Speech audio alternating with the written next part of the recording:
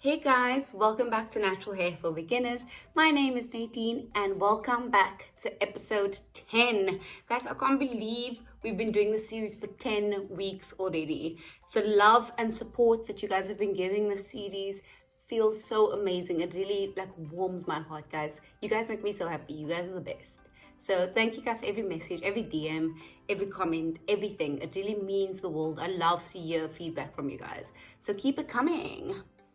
And also thank you to everyone who has shared the episodes, share them to your stories, share them with your friends and family. It really does mean a lot that you watch my content and find it so helpful that you want to share it with your friends. That's like the biggest compliment you can give a content creator. So thank you from the bottom of my heart. Yay. All right, enough with the sloppiness. Today, we're going to be talking about diffusing for beginners. So personally, I do not diffuse my hair just because I do not like to use any heat on my hair at all. I always air dry my hair, but I have been thinking about buying a diffuser just because sometimes I will finish a class really late, like a workout class, and then it's too late for me to wash my hair to get the sweat out, and then I don't want to go to bed with wet hair and things like that. So I've really been thinking that maybe a diffuser is something worth investing in, especially on those nights where I get home from work or from working out late. So I did start researching diffusers and the do's and the don'ts of diffusing. So I'm going to share some of what I found with you guys. So standard hair dryers, if you just use a normal hair dryer on your hair, it's going to create frizz and it's going to disturb your curl pattern. So if someone tells me that they're using a hair dryer just like blowing their curls, I'm just like, whoa, what is you doing, honey? Like, it's a no. So it's really important to use a diffuser when you're trying to dry your natural hair and know how to use a diffuser, because with any method of natural hair treatments and styling, you're gonna have do's and don'ts. So that's what we're going over today.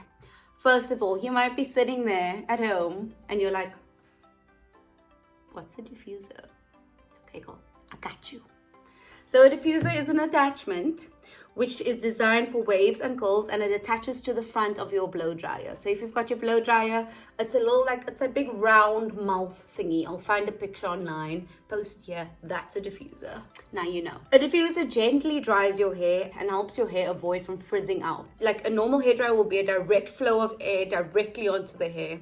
A diffuser diffuses the air. So it spreads out the air so that you're not just getting like a bullet of air, you're getting a wind of air.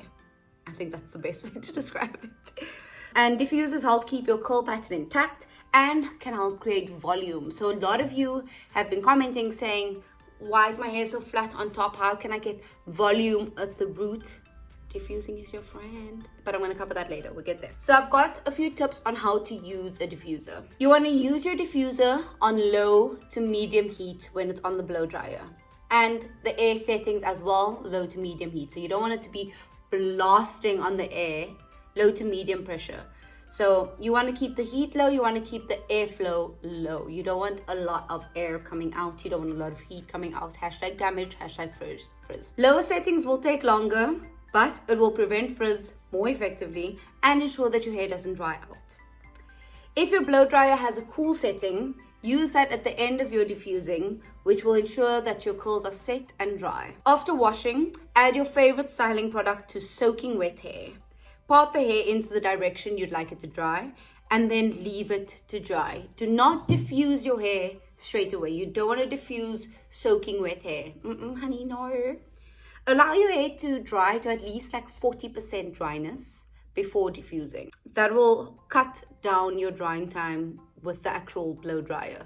So you want to use as little heat as possible, and by air drying till it's 40% dry, it's already doing half the work for you. Then when you start diffusing, you're going to tilt your head to the side and place large sections of your hair into the mouth of the diffuser, so the round thing. So you're going to put it into the diffuser like that, right? Then using your medium settings, like so, medium heat, medium pressure, dry your hair by cupping it up towards your scalp and hold for 10 to 15 seconds.